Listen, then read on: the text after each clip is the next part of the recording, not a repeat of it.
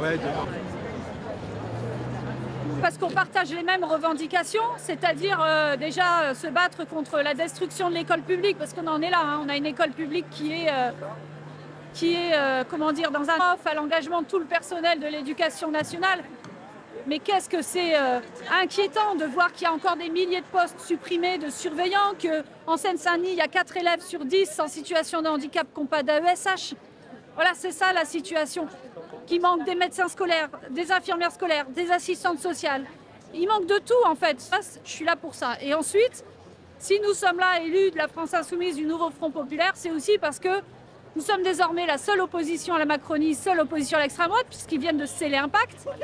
Et cette résistance et cette alternative que l'on construit, et on espère bien gouverner très vite avec le nouveau Front Populaire, parce qu'on a gagné les élections, ça, cette victoire-là, on l'aura aussi parce que nous la mènerons. Nous mènerons ces combats avec les forces syndicales, associatives, populaires, toutes les forces de résistance de ce pays. Voilà.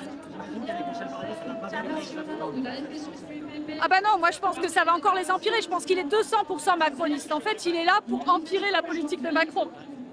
Exemple, la retraite à 65 ans. Et en plus, il est l'obligé de l'extrême droite. Donc qu'est-ce qu'il va faire? Plutôt que d'apporter des vraies réponses à l'école publique en termes de moyens, d'augmentation des salaires des profs, des AESH, etc., plutôt que de faire ça, eh bien, qu'est-ce qu'il va donner comme gage à l'extrême droite? Il va nous parler de ces méchants migrants, de ces étrangers, il va nous refaire un coup d'abaya, etc. Bon, tout pour faire diversion.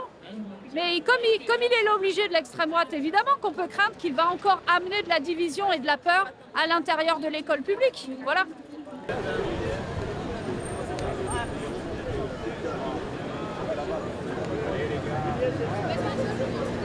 Le tri social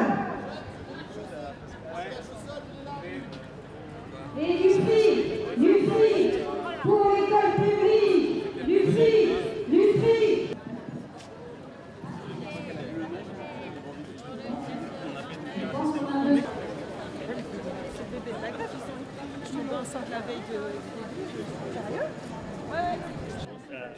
Alors aujourd'hui, donc on a une semaine de la rentrée scolaire.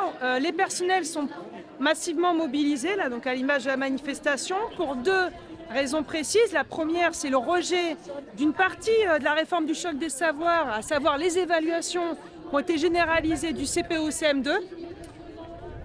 Et là, ça me concerne directement. En Seine-Saint-Denis, la demande d'un choc des moyens pour le service public de l'école, donc au lycée, face à une situation et une rentrée qui a été catastrophique. Nous, on a dans les établissements du second degré, donc collège et lycée, 68% des établissements où il manquait au moins un professeur à la rentrée. C'est 10 points au-dessus de la moyenne nationale. C'est-à-dire que la crise de la pénurie du nombre d'enseignants manquants, etc., elle est particulièrement exacerbée chez nous. Et donc il y a deux caractères un peu inédits à cette mobilisation. Donc on est vraiment au lendemain de la rentrée, donc ça fait plus de 20 ans qu'on n'a pas vu ça dans l'éducation. Donc c'est un signal fort. Dans une période aussi de crise politique, je pense que c'est important que l'éducation se responsabilise et elle prenne sa place, voilà, pour porter un message. Et puis le deuxième caractère, c'est que l'année dernière, on était très mobilisés en Seine-Saint-Denis, puisqu'on a été pendant plus de 100 jours en grève, en manifestation, pour cette demande du plan d'urgence. Un plan d'urgence qui correspond à peu près à 1 000 € par élève. C'est pas tant, mais qui nous permettrait de redresser la barre, de lutter contre le fléau des non-remplacements et d'assurer la réussite de nos élèves. Parce que voilà, on a un département qui a énormément de besoins, c'est un département hors norme, c'est le plus pauvre de France, mais qui est aujourd'hui sous-financé. Nous, ce qu'on dénonce, c'est qu'en effet, l'État il met moins la main à la poche quand il s'agit d'un élève de Seine-Saint-Denis qu'au national, puisqu'en moyenne, la dépense elle est de 6 200 € par élève contre 8 800 € au national, donc ça fait 2 600 € de moins. Et que derrière, nous, toutes les réformes, on va dire, un peu régressives dans l'éducation, eh ben, elles commencent en premier en 93. Un exemple, on a aujourd'hui 10% de contractuels dans les écoles. Donc des collègues qui arrivent, qui sont embauchés d'une manière souvent assez scandaleuse et qui sont balancés dans les classes, alors qu'au national, le chiffre, on est à 2% de collègues contractuels. Donc on va dire qu'on est à la fois un miroir grossissant, mais aussi un laboratoire. C'est pour ça qu'il est impératif pour nous qu'on règle la question de l'éducation en Seine-Saint-Denis pour pouvoir aussi redresser la barre pour toute l'école de France. En fait, voir les profs dans la rue, une semaine après la rentrée, ça montre l'importance du problème. Ben, ça montre, en effet, c'est un signal très fort, ça montre l'étendue des problèmes, l'étendue du chaos aussi dans lequel nous laisse ce gouvernement. On a commencé sans ministre. En Seine-Saint-Denis, on a commencé sans directeur académique, parce qu'en fait, personne ne voulait pouvoir le poste. C'est-à-dire que le côté repoussoir chez les enseignants, il se retrouve y compris dans la haute administration, y compris chez nos chefs. Eh bien, il y a un problème au niveau de la Seine-Saint-Denis, parce qu'ils savent très bien que c'est un service public qui tient à bout de bras. Nous, les personnels, on doit souvent compenser les manques, faire des miracles avec des bouts de ficelle. C'est ça aujourd'hui la réalité des écoles. Alors on a la vocation, on tient, mais sauf que la corde, elle s'use. Est-ce que vous pensez que Michel Barnier va vous entendre, vous écouter ou pas dit? Nous, pour nous, l'éducation, la nomination de Michel Barnier, c'est une très très mauvaise nouvelle.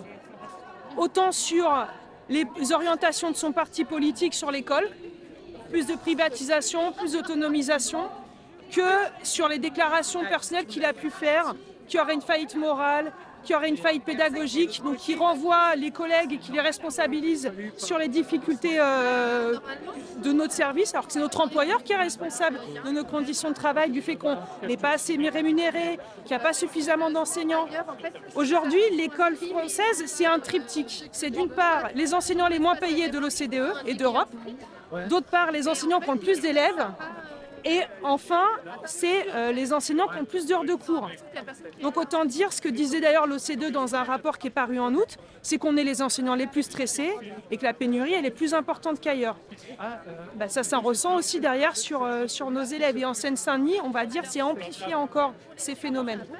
École nationale, nous n'organiserons pas le tri social. Ni choc des... Nous n'organiserons pas le tri social, ni choc des... Voilà. Et puis je me dis...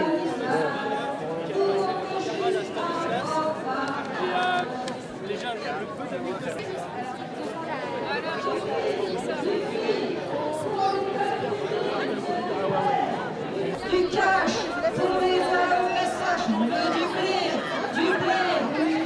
Du cash pour les AESH, on veut du blé. Dans les AED, la moula, la moula. C'est un mec à l'air, il est déjà de la politique.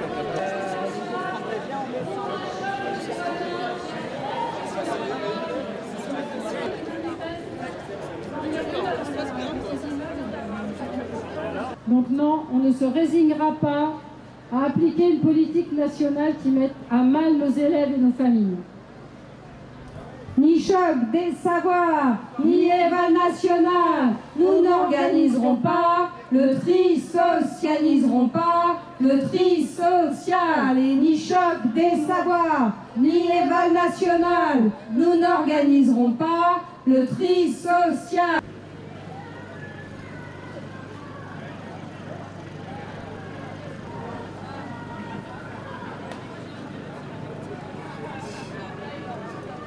On est là et on continuera d'être là. Étudier ton droit, pas un privilège. Étudier ton droit, pas un privilège. Étudier ton droit, pas un privilège. Étudier ton droit, pas un privilège.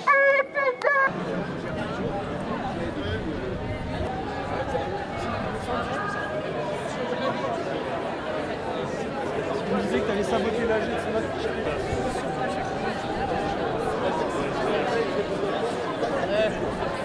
T'es inscrit?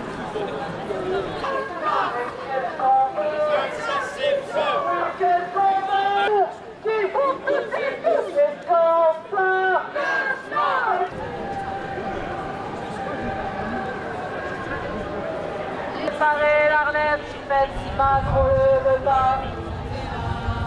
Macron le veut pas. Pour le nom de nos élèves. Pour un choc des moyens, faire front pour les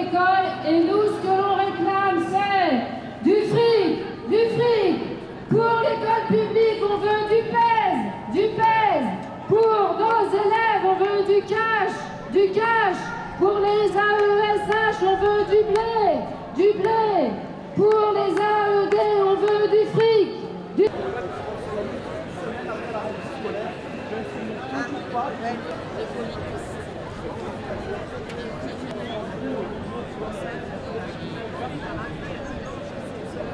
Alors les profs sont dans la rue dès maintenant parce que le choc des savoirs, ce n'est pas nouveau. Et là, ce qui s'est passé, c'est que depuis lundi, depuis hier, des élèves du CP au CM2 doivent passer des évaluations nationales standardisées partout en France.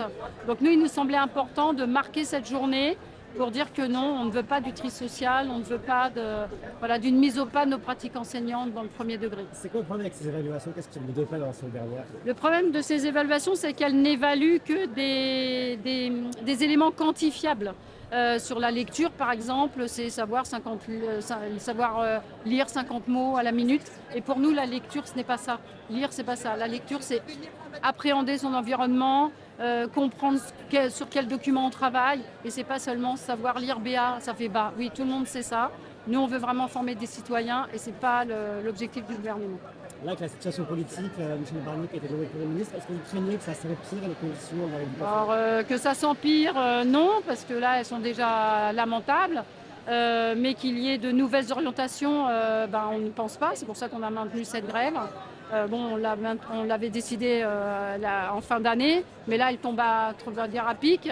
Parce qu'avec un gouvernement de droite qui commence déjà à parler de l'autorité, en disant que l'éducation va être le centre de sa politique, on a très peur, en fait, on voudrait qu'ils nous oublient, qu'ils nous laissent travailler, on est l'expertise de terrain et on sait faire notre métier. Maintenant qu'ils forment des vrais enseignants, c'est pas avec des contractuels informés pendant un mois. On a des enseignants dans les classes qui peuvent apporter des éléments probants à nos élèves.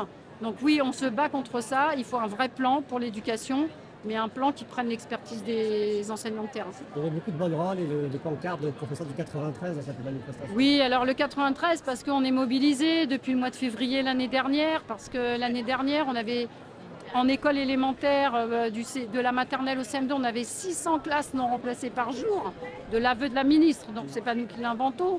On a 1000 contractuels encore sur le terrain qui ont été recrutés, donc évidemment, je mettrai des guillemets, la rentrée s'est bien passée, mais avec un adulte dans chaque classe et non pas avec un enseignant. Nous, ce qu'on veut, c'est un enseignant formé, et nous, on est en fait un prisme, on est le département le plus défavorisé de la France hexagonale, et évidemment, on est un zoom.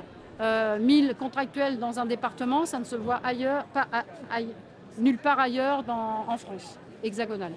Le fait de voir des professeurs dans la rue dès la première semaine de la rentrée, est-ce que c'est le symbole de la colère et de la situation qui est critique? Mais oui, c'est le symbole d'une pressurisation des enseignants depuis 2017. Dans le premier degré, c'est la mise au pas des pratiques enseignantes. Dans le second degré, c'est aussi des évaluations. C'est des profs qui manquent par matière, partout. Dans le 93, c'est un collège sur deux où il manque des profs. Donc là, c'est pas possible. Nos élèves en Seine-Saint-Denis perdent 15 mois, pendant une année à l'école, ils perdent 15 mois d'enseignement. On en était à 12 mois il y a quelques années, on est monté à 15 mois. C'est pas possible, il y a des élèves qui ont des spécialités français, ils n'ont pas de prof de français. Donc là, on ne peut plus se satisfaire de ça. C'est pas possible.